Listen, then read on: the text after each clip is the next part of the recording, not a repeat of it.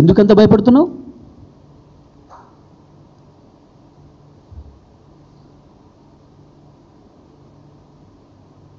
పోతే పోతుంది పదవి. జైలు పోతున్న భయం ఉందా? దేని కొరకు భయపడుతున్నావు? నీ ఒక్కడి కొరకు, నీ కుటుంబం కొరకు కోట్లాది మంది ప్రజల్ని బలిపెడతావా? ఇది నువ్వు చేసే పని.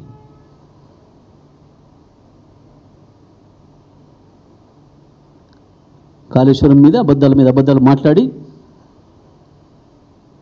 కాళేశ్వరాన్ని ప్రారంభించకుండా చంద్రబాబు చెప్పిన డైరెక్షన్లో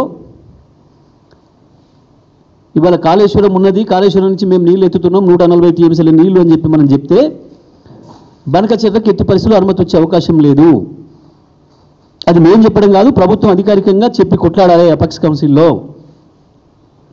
కానీ బనకచెర్ల అక్కడ కాళేశ్వరం లేదు, మేము అక్కడ నీళ్ళు ఎత్తుతలేము అంటే ఇలా ఇంకో 140 టీఎంసీల నీళ్ళు మీకు ఉన్నాయి కాబట్టి ఇవి నాకు ఇవ్వండి అని చెప్పి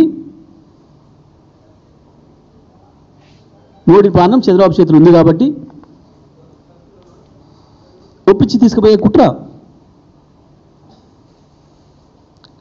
కాళేశ్వరాన్ని బండబెడుతుంది. అందుకే ఆనాడు కొద్ది రోజులు రాజకీయాల కొరకు చేసిండ్రు, అది కాస్త ఇవ్వాలని మెడకు చుట్టుకుంది.